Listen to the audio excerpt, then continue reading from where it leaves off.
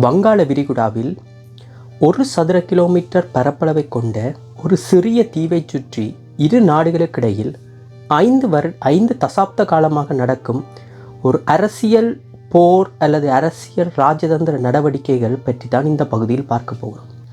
ஆம், கச்சத்தீவு கிட்டத்தட்ட இந்திய தமிழ்நாட்டில் சென்னையை விட 270 மடங்கு சிறிய ஒரு தீவு, சென்னை மாவட்டத்தை விட. அப்படிப்பட்ட அந்த தீவுக்காகத்தான் இந்தியாவின் தமிழ்நாட்டு மக்களும் இலங்கை அரசாங்கமும் இலங்கை மக்களும் ஒரு முரண்பாட்டு நிலையில் இருக்கிறார்கள். என்ன தான் நடக்கிறது அங்கே? முதலில் அதை பார்ப்பதற்கு முன்னர் அந்த வரலாற்றை நாம் பற்றி தெரிந்து கொள்ள வேண்டும். முதலாவதாக இந்த கச்சத்தீவு என்பது ஆரம்ப காலகட்டத்தில், அதாவது குறிப்பாக சோழர்கள் அவர்களுடைய கடல் போக்குவரத்து, கடல் ஆயுதங்கள், கடல் படைகளை நடத்தி கொண்டிருந்த காலகட்டத்தில் அவர்கள் கச்சத்தீவை ஒரு பிராந்தியமாக வைத்திருந்தார்கள் அவர்களுடைய கடல் மார்க்க போக்குவரத்திற்காக. அதன் பின்னர் பாண்டியர்கள் இலங்கை மற்றும் தென்னகத்தை ஆளும் பொழுது அவர்களும் கச்சத்தீவை பயன்படுத்தி வந்தார்கள். பின்னர் 13ஆம் 14ஆம் நூற்றாண்டளவில் யாழ்ப்பாணத்து சில குறுநில மன்னர்களால் இந்த கச்சத்தீவு ஆட்சி செய்யப்பட்டதாக சில வரலாற்று சான்றுகள் தெரிவிக்கின்றன.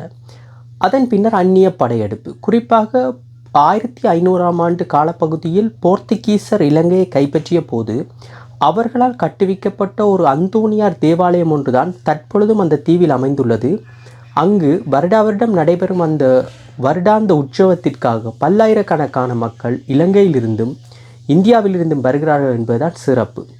இவ்வாறாகத்தான் இந்த கச்சத்தீவு இருந்தது. அதன் பின்னர் பிரிட்டிஷ் ஆட்சி காலத்தில் இந்த கச்சத்தீவின் எல்லையானது இலங்கைக்குரியதா இந்தியாவுக்குரியதா என்ற குழப்பத்தில் இருந்த போதும் அந்த காலகட்டத்தில் அது சென்னை பிரசிடென்சி, அதாவது மெட்ராஸ் பிரசிடென்சியின் கீழ் தான் இந்த கச்சத்தீவு வந்ததாக தகவல்கள் தெரிவிக்கின்றன. அதன் பின்னர் பிரிட்டிஷ் சுதந்திரம் அடைந்த பின்னர் கச்சத்தீவு இந்தியா வசமானது. இந்தியா தான் கச்சத்தீவின் முழு உரித்தையும் கொண்டிருந்தது. அதன் பின்னர் 1971ஆம் ஆண்டு அப்போதைய இந்திய பிரதமர் இந்திரா காந்தி, அந்நேரம்தான் இந்தியாவுக்கும் பாகிஸ்தானுக்கும் இடையிலான ஒரு சண்டை ஏற்பட்டு அதன் பின்னர் கிழக்கு பாகிஸ்தானிலிருந்து வங்கதேசம் பிரிந்தது இந்தியாவின் அனுசரணையுடன், இந்தியாவின் உதவியுடன். ஸோ இந்தியாவுக்கு என்ன சொல்வது, ஒரு உலகம் முழுவதும் ஒரு நட்பெயரும் ஒரு நல்ல பெருமைப்படக்கூடிய ஒரு பேரும் இருந்த காரணத்தால் இந்தியா அந்த நேரம் ஏற்கனவே பாகிஸ்தானுடன் முருகல் நிலை காணப்படுகிறது. ஸோ இலங்கையை பகைத்து கொள்ளக்கூடாது என்பதற்காக இலங்கையுடன் ஒரு நட்புறவை பாராட்ட நினைத்தார். அந்த சமயத்தில் தான் இலங்கையில் தமிழர்களுக்கும் சிங்களவர்களுக்கும் இடையிலான இனப்பிரச்சனை ஒரு முருக நிலை அடைந்து ஆயுத போராட்டத்தை நோக்கி நகர்கின்ற ஒரு சந்தர்ப்பம் தான் அந்த சந்தர்ப்பம். அந்நேரத்தில் நிறைய தமிழ் குழுக்கள், தமிழ் போராளிகள் குழுக்கள் உருவாக்கம் பெற்று அதன் பின்னர் இந்திரா காந்தி அவர்களுக்கு உதவி வழங்கினார் என்பது பின்னர் கதை. ஸோ இந்த நேரத்தில் தான் 1974ஆம் ஆண்டு அப்போதைய இலங்கை பிரதமராக இருந்த ஸ்ரீமாவோ பண்டாரநாயக்கவைக்கும் இந்திய பிரதமராக இருந்த இந்திரா காந்திக்கும் இடையில் ஏற்படுத்தப்பட்டு கொள்ளப்பட்ட இந்தோ ஸ்ரீலங்கன் ஒப்பந்தத்தின் பிரகாரம் கச்சத்தீவானது இலங்கைக்கு வழங்கப்பட்டது. ஒரு நல்லெண்ணத்தின் அடிப்படையிலும் இலங்கையை மகிழ்விக்க வேண்டும் என்ற ஒரு அடிப்படையிலும் தான் அந்த தீவு வழங்கப்பட்டது. அந்த நேரம் பெரிதாக எந்த ஒரு எதிர்ப்பும் அப்போதைய தமிழ்நாட்டு அரசாங்கமாக இருந்த முன்னாள் முதலமைச்சர் கலைஞர் கருணாநிதி தலைமையிலாக இருந்த திராவிட முன்னேற்ற கழக அரசாங்கம் வெளிப்படையாக எந்தவித எதிர்ப்பையும் தெரிவிக்கவில்லை என்பதுதான் வரலாற்று சான்று. உங்களுக்கு நினைவிருக்கலாம், கடந்த வருடம் அப்படி இருக்கும் என்று நினைக்கிறேன், பாஜகவின் முன்னாள் தமிழ்நாடு மாநில தலைவர் அண்ணாமலை அவர்கள் சில ஆதாரங்களை கொண்டு வந்திருந்தார். அதாவது கச்சத்தீவு வழங்கப்படும் போது திமுக அரசாங்கமும் அப்பொழுது ஆதரவை வழங்கியதாக ஒரு சில ஆதாரங்களை அவர் அந்நேரம் வெளியிட்டிருந்தார். அதன் பின்னர் சில சர்ச்சைகளை ஏற்படுத்தியது உங்களுக்கு நினைவுகள் இருக்கலாம். நீங்கள் இதை இந்தியாவிலிருந்து பார்த்து கொண்டு இருப்பவராகவும் இருக்கலாம், இலங்கையிலிருந்து பார்த்து கொண்டிருப்பவராகவும் இருக்கலாம். இது இவ்வளவும் வரலாற்றில் நடந்தது. இவை அனைவருக்கும் அறிந்த விடயமே. இறுதி முடிவை நீங்களே எடுத்துக்கொள்ளுங்கள். இவை வரலாற்று சான்றுகள். ஸோ இந்த மாதிரியான நிலையில் 74ஆம் ஆண்டு மேற்கொள்ளப்பட்ட ஒப்பந்தத்தில் பிரதானமாக இருந்த கண்டிஷன்ஸ் என்று சொல்லுவது, அந்த கச்சத்தீவில் இருக்கும் அந்த தேவாலயத்தின் வருடாந்த உற்சவத்தில் அதாவது தமிழக மீனவர்கள், தமிழகத்தில் வாழ்பவர்கள் தாராளமாக சென்று வரலாம் என்றும் அதற்கு எந்தவித தடையும் விதிக்கப்படக்கூடாது என்பதுதான் அந்த பிரதானமான ஒரு கண்டிஷன்.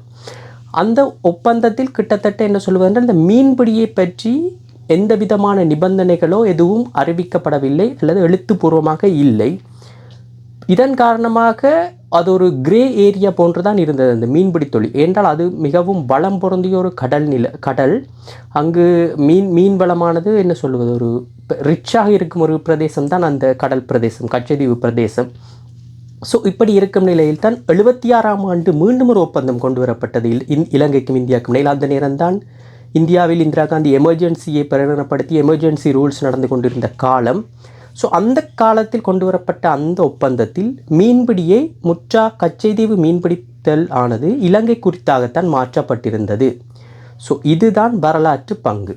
ஸோ இப்படி இருக்கும் பொழுது அதன் பின்னர் இந்திரா காந்தி மறைந்த பின்னர் ராஜீவ்காந்தி வந்தார். அதன் பின்னர் ராஜீவ்காந்தியின் மறைவின் பின்னர் பற்பல பிரதமர்கள் வந்தாலும் இந்திய மத்திய அரசானது இந்த கச்சைதீவு வழங்கப்பட்டதாகவே கருதுகிறது. அதை மீள பெற்றுக்கொள்ளும் அளவுக்கு அவர்களுக்குரிய எந்தவித நிலைப்பாடும் இல்லாத போல் தான் தெரிகிறது. அந்த வகையில் இலங்கைக்குரிய சொந்தமானது தான் அந்த கச்சைதீவு என்று இலங்கை அரசாங்கமும் இலங்கை மக்களும் நம்பிக்கொண்டிருக்கிறார்கள். குறிப்பாக அந்த ஒப்பந்தத்தின்படி அது அப்படித்தான் இருக்கிறது. ஆனால் சில கருத்துக்கள் தெரிவிக்கப்படுகின்றன. ஒரு நாட்டின் நிலப்பகுதியை வழங்கும் பொழுது அந்த நாட்டின் அரசியலமைப்பில் சில மாற்றங்களை கொண்டு வந்து தான் வழங்க வேண்டும் என்றும், அப்படியான ஒரு எந்த மாற்றமும் இந்தியா தன்னுடைய அரசியலமைப்பில் செய்யவில்லை என்றும், ஜஸ்ட் அன் அக்ரிமெண்ட் மூலம்தான் இது வழங்கப்பட்டுள்ளது என்றும், இது செல்லாதென்ற வகையிலும் சிலர் கருத்து தெரிவிக்கின்றனர். ஆனால் இந்தியா அந்த விடயத்தை ஏற்றுக்கொள்வதாக இல்லை. இந்தியா கச்சைதீவை வழங்கியதாகவே கருதுகின்றது மத்திய அரசு. ஆனால் தமிழ்நாட்டு மாநில அரசும் தமிழ்நாட்டு மக்களும் இந்த கச்சைதீவானது மீட்கப்பட வேண்டும் என்பதில் குறியாக இருக்கிறார்கள். என்ன காரணம் என்றால், குறிப்பாக இந்த கச்சைதீவு இலங்கை வசம், அதாவது இலங்கை கடற்படையின் வசம் இருப்பதன் காரணமாக அந்த பகுதியில் மீன்பிடிக்க செல்லும் தமிழ்நாட்டு மீனவர்கள் இலங்கை கடற்படையினால் கொல்லப்படுவது ஒரு வாடிக்கையான நிகழ்வாக இருக்கிறது. அதில் இறந்தவர்கள் எக்கச்சக்கமான மக்கள் இறந்துள்ளார்கள். இது ஒரு பெரிய அரசியல் கொந்தளிப்பை தமிழ்நாட்டில் ஏற்படுத்தியுள்ளது, குறிப்பாக இந்த ராமேஸ்வரம் பிரதேசத்தில் உள்ள மீனவர்கள். ஸோ இந்த பிரச்சனை தான் இப்பொழுது கச்சைதீவை நாம் எப்படியாவது எடுத்துக்கொண்டால் இவ்வாறான பிரச்சனைகள், மீனவர் இழப்பு, மீனவர்களை கைது செய்வது என்பன நடைபெறாது என்பதுதான் அவர்களுடைய நம்பிக்கையும். அது கிட்டத்தட்ட உண்மையாகவும் இருக்கலாம். ஸோ இப்பொழுது இந்த கச்சைதீவு ஏன் இப்பொழுது பேசுபொருளாக வந்திருக்கிறது என்றால், பொதுவாக தமிழ்நாட்டில் தேர்தல் காலங்களில் இந்த கச்சைதீவின் பேச்சு தான் அதிகமாக இருக்கும். என்றால் கச்சைதீவை எப்படியாவது மீட்க வேண்டும் என்று குறிப்பாக தமிழ்நாட்டில் உள்ள அனைத்து கட்சிகளது நிலைப்பாடும் இதுதான். கிட்டத்தட்ட பாரதிய ஜனதா கட்சியின் நிலைப்பாடு கூட அப்படித்தான் இருக்கிறது, கச்சைதீவை மீட்க வேண்டும் என்று. ஆனால் மத்திய அரசாங்கத்தின் நிலைப்பாடு என்னவென்பது பொதுவாக வழங்கப்பட்ட மாதிரி தான் இருக்க வேண்டும். ஆனால் மத்திய அரசு நினைத்தால் 2 வழிமுறைகளில் தான் கச்சைதீவை இலங்கையிலிருந்து மீட்கலாம்.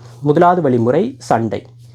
அந்த வழிமுறை இந்தியாவுக்கு மிகவும் இலகுவானதாக இருக்குமே என்றால், இந்தியா ஒரு பலம் பொருந்திய நாடு, இலங்கையுடன் சண்டையிட்டுத்தான் அதை பெற்றுக்கொள்ள வேண்டும் என்பது இல்லை. ஸோ அப்படியான முறையில் பெற்றுக்கொள்ளலாம். ஆனால் அதை இந்தியா விரும்பாது. என்றால் இந்தியா ஒரு ஜனநாயக நாடு. ஸோ அப்படியாக ஒரு இந்தியா ஒரு நாட்டு இதை பெற்றுக்கொள்ளும் பொழுது இந்தியாவுடைய நட்பெயருக்கு களங்கம் ஏற்படுத்தக்கூடிய வாய்ப்பு இருக்குது. மற்றும் சர்வதேச நாடுகள் இந்தியாவுக்கு எதிராக கருத்துக்களைத்தான் தெரிவிக்கக்கூடும். ஸோ இந்தியா அந்த விடயத்தை விரும்பாது. 2வது விடயம் தான் ராஜதந்திர ரீதியில். இந்த ராஜதந்திர ரீதியில் இந்த கச்சைதீவை மீட்பது தான் இந்தியாவுக்கு பொருத்தமானதாக இருக்கும். ஆனால் அது நடக்குமா என்பதுதான் பிரச்சனை. ஏனென்றால் இப்பொழுது கொடுப்பது இலகு, ஆனால் அதை திரும்ப பெறுவது தான் கடினம். இப்போ இலங்கைக்கு கொடுக்கப்பட்ட அந்த கச்சைதீவை இலங்கை திரும்பி இந்தியாவுக்கு வழங்கியதென்றால் இலங்கையில் அரசியல் நிலைமையில் பெரும் பிரச்சனைகள் ஏற்பட வாய்ப்புள்ளது. கிட்டத்தட்ட அந்த இலங்கையில் இருக்கும் அரசாங்கத்திற்கு ஆட்சி மாற்றத்துக்கு செல்வதற்கு கூட வாய்ப்பு இருக்கிறது, இப்படி கச்சைதீவை இந்தியாவுக்கு திரும்ப கொடுத்தார்.